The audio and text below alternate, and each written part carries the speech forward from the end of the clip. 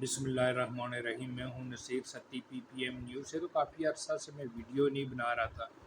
ایک تو social media پہ کالم گلوچ کا طوفان برپا تھا، دوسرا جو ملکی حالات ہے جس کی بقا کے نالے پڑ چکے ہیں، ناٹ عام آدمی جو وہ انتہائی مشکل میں آ چکا، مہنگائی کی دلدل میں دھنس چکا، لیڈرشپ کا کال ہے اور اسٹیبلشمنٹ تقسیم نظر آتی ہے، ملک قرضوں میں ڈوب چکا۔ تو ان حالات میں ویڈیو بنانا نوا پننے کے سوا کچھ نہ تھا۔ لیکن خان صاحب کی جو حالیہ ضمنی الیکشن ہے اس میں لینڈ سلائڈ وکٹری کے بعد مسلم لیگ نون کی طرف سے جو ریئیکشن آیا اس نے مجھے ویڈیو بنانے پہ مجبور کر دیا۔ سب سے پہلے جاوید لطیف کی طرف سے ریئیکشن آیا کہ ریاست بچانے کے لیے ہم نے اپنی سیاست کی قربانی دی، مگر اداروں کی غلطیوں کا جو بوجھ ہے وہ جماعت اٹھانے کو تیار نہیں۔ اب ان کو کون سمجھائے کہ آپ یہ بوجھ تو پہلے ہی اٹھا چکے، اور یہ بوجھ آپ نے ریاست بچانے کے لیے نہیں بلکہ اقتدار کو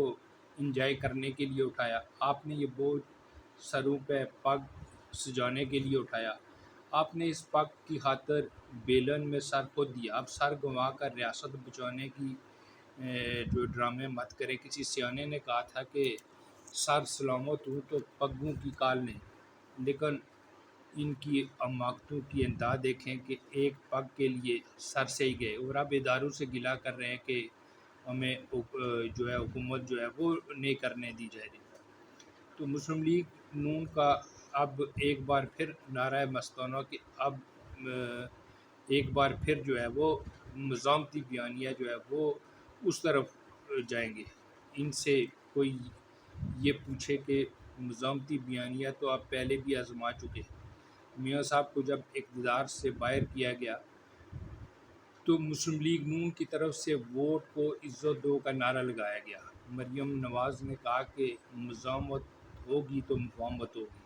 ان کے نزدیک مفاہمت یہ ہے کہ نہ صرف ان کو اقتدار دلایا جائے بلکہ راستے کی تمام رکاوٹیں بھی ادارہ دور کرے۔ تو ایسا ہوتا مستقبل میں تو دکھائی نہیں دیتا۔ کوئی ان سے پوچھے کہ وہ ووٹ کو عزت دو کے مزاحمتی بیانیے سے مفاہمتی بیانیے کی طرف کیوں آئے؟ ووٹ کو عزت دو سے قوم کو عزت دو کی طرف کب آئے؟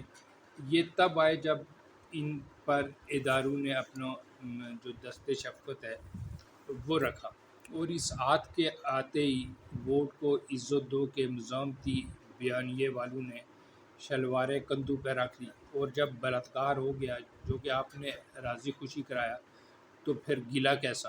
اب یہ مزاحمتی بیانیہ کا شوق آپ ایک بار پھر پورا کر لیں۔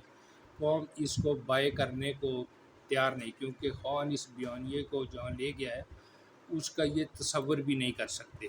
دوسرا، قوم سمجھ چکی کہ ان کا مزاحمتی بیانیہ کیا معلوم کب دم توڑ جائے، کب ووٹ کو عزت دو والے شلواریں کندھوں پہ رکھ کر بلاتکار کے لیے تیار ہو جائیں، جو قوم کے ساتھ گزشتہ 7 دہائیوں سے ہو رہا ہے۔ یہی وجہ ہے کہ قوم ان کے مزاحمتی بیانیے کو جو ہے بائے کرنے کو تیار نہیں، اور اب یہ چورن بیچنے کی کوشش کر رہے ہیں کہ ہم نے ریاست بچانے کے لیے اپنی سیاست جو ہے وہ قربان کر دی۔ یہ قوم کو بھی اپنی طرح احمق سمجھتے ہیں۔ اندھے کنویں میں آپ خود کودے، اپنا بلاتکار آپ نے خود راضی خوشی کرایا تاکہ اقتدار میں آ کر عوام کا بلاتکار کر سکے، اور جب قوم دوسری طرف جا کھڑی ہوئی تو یہ دعوے کہ ہم تو ریاست بچانے کے لیے آئے، حیرت ہے جو اپنی عزت نہ بچا پائے وہ خاک ریاست بچائیں گے۔ اصل میں یہ سیاسی جماعتیں نہیں ہیں، مافیا تھے۔ ان میں عقل، دانش، وین نام کی چیز نہیں۔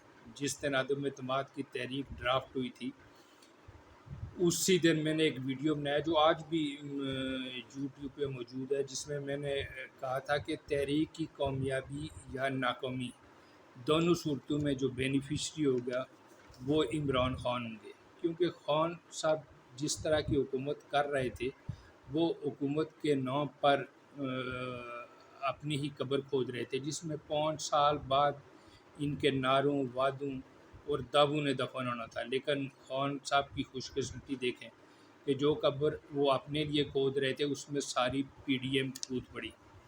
اب گیلا کیسا، اب بھگتو، ریاست بچانے کے ڈرامے مت کرو۔